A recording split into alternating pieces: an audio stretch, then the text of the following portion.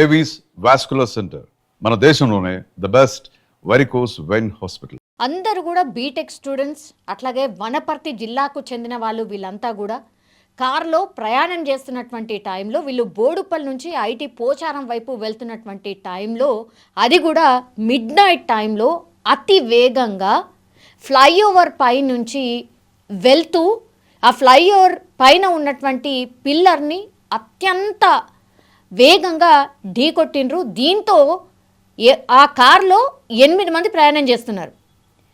ఒక కార్లు, ఆ కారు చూస్తేనేమో 7 సీటర్ కారు కూడా కాదు, 8 మంది ఒక కారులో, అది కూడా అత్యంత వేగంగా ప్రయాణం చేస్తే ఏమవుతుంది? సీటు బెల్టులు పెట్టుకోలేదు, అత్యంత వేగంగా ప్రయాణం చేస్తున్నారు.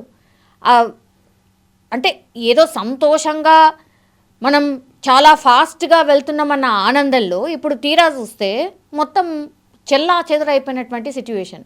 8 మంది ప్రయాణం చేస్తున్నటువంటి కారులో ఒక్కసారిగా ఇది పిల్లర్ని ఢీకొట్టగానే స్పాట్లోనే, అంటే అందరు స్నేహితులే కదా, స్పాట్లోనే వాళ్ళ కళ్ళ ముంగట్నే ఇద్దరు చనిపోయారు. ఇద్దరి పరిస్థితి అత్యంత విషమంగా ఉంది. ఇంకా మిగతా వాళ్ళైతే ఇప్పుడు హాస్పిటల్లో ట్రీట్మెంట్ తీసుకుంటున్నటువంటి సిచ్యువేషన్.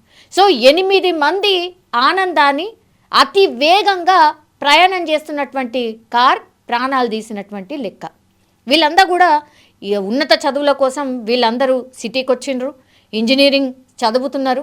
తర్వాత వాళ్ళు ఇక నెక్స్ట్ వాళ్ళ ఫ్యూచర్ ఏంటి, వాళ్ళ గోల్స్ ఏంటి, ఆ వైపు వాళ్ళ తల్లిదండ్రులు కావచ్చు, ఈ పిల్లలు కావచ్చు ఊహించుకున్నటువంటి టైంలో ఒక్కసారిగా ఈ యాక్సిడెంట్ జరిగిన వెంటనే ఇద్దరు ప్రాణాలు కోల్పోయారు. మీరు కార్ని చూస్తే కనుక మొత్తం ఇంజన్ భాగం ఏదైతే ఉంటుందో అది కనబడకుండా పోయింది. అంటే నుజ్జు అయిపోయింది, ఇట్లా ప్రెస్ అయిపోయింది, కంప్రెస్ అయిపోయింది. అంటే ముందర ఎవరైతే కూర్చున్నారో ఆల్మోస్ట్ వాళ్ళ పరిస్థితి అందరిది కూడా విషమంగా ఉంది. ఇద్దరైతే స్పాట్లోనే చనిపోయినరు.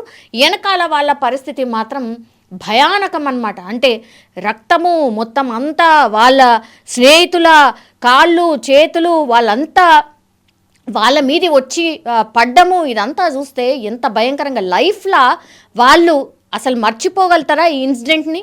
ఏం లేదు, సీట్ బెల్టులు లేవు. అంటే కనీసం మనం ఇంత స్పీడ్గా వెళ్తున్నప్పుడు ఏంది, మనం ఎట్లా ఉండాలి ఏంది అనేది కూడా కనీసం అవగాహన లేకుండానే కార్లు ఇచ్చేస్తున్నారు, కార్లలో పోతున్నారు, ఇట్లా యాక్సిడెంట్కి గురవుతున్న సిచ్యువేషన్.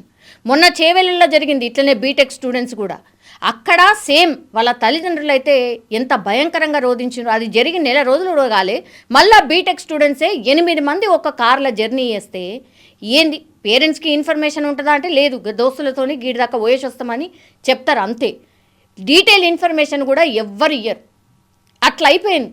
ఇప్పుడు లాస్ట్కి వస్తే ఏమైంది, స్పీడ్గా పోయినరు, కంట్రోల్ కాలే పూర్తిగా. వాళ్ళు ఎంత ఒక 20, 21, 22 సంవత్సరాల లోపు వాళ్ళే ఉంటారు జనరల్లీ కూడా. ఈ ఏజ్ వాళ్ళు బీటెక్ చదువుతున్న వాళ్ళైతే ఇంకేముంటుంది, కొత్తగా అప్పుడే డ్రైవింగ్ లైసెన్స్ వచ్చి ఉంటుంది, ఇక కార్ ఎక్కుతున్నారు, తోలుతున్నారు, ఇగో ఇట్లాంటి ప్రమాదాలకైతే గురవుతున్నారు. ఇప్పుడు అందరు ప్రత్యక్ష సాక్షులు కూడా అదే మాట్లాడుతున్నారు. ఇందులో కేవలం నిర్లక్ష్యంగా డ్రైవ్ చేయడం, స్పీడ్గా డ్రైవ్ చేయడం, కనీస ప్రమాణాలు పాటించకపోవడం, సీట్ బెల్టులు లేవు, ఏమి లేవు, అసలు సేఫ్టీ మెజర్ లేకుండా రోడ్డు ఎక్కడం, ప్రమాదాలకు గురవడం. ఇప్పుడు ఇక్కడ కూడా బోడుపల్లిలో జరిగినటువంటి ఈ ఇన్సిడెంట్ కూడా అదే అని చెప్తున్నారు. మేడిపల్లి పోలీసులు అయితే పూర్తిగా విచారణ అయితే స్టార్ట్ చేసిండ్రు. ప్రాథమికంగా వాళ్ళు కనుక్కున్నది ఇదే. పూర్తిగా చాలా వేగంగా వెళ్ళి ఈ పిల్లర్ని ఢీకొట్టిండ్రు, ఫ్లైఓవర్ మీద ఉన్నటువంటి పిల్లర్ని ఢీకొట్టిండ్రు. దీంతో కారు మొత్తం కంప్రెస్ అయిపోయింది, ఇంజిన్ మొత్తం లోపలికి వెళ్ళిపోయింది. అందులో ఉన్న వాళ్ళు ఇరుక్కుపోయి ప్రాణాలు కోల్పోయినరు. అత్యంత విషమంగా 2 ప్రాణాలు ఉన్నాయి. తర్వాత మిగతా 4 కూడా ఇప్పుడు ప్రస్తుతం అయితే ట్రీట్మెంట్ తీసుకుంటున్నటువంటి సిచ్యువేషన్. ఇంకా ఎన్ని ఇన్సిడెంట్ జరిగితే మారతారో అర్థం కాని సిచ్యువేషన్. ఎన్నిసార్లు అవగాహన కల్పించినా, ఎన్ని ఇన్సిడెంట్ జరిగినా ఇట్లాంటి వాళ్ళు మాత్రం తీరు మారట్లేదు అని చాలామంది అయితే మాట్లాడుతున్నటువంటి సిచ్యువేషన్ అయితే కనిపిస్తుంది. అగైన్ అత్యంత ఘోరమైనటువంటి యాక్సిడెంట్ అయితే ఈరోజు జరిగింది.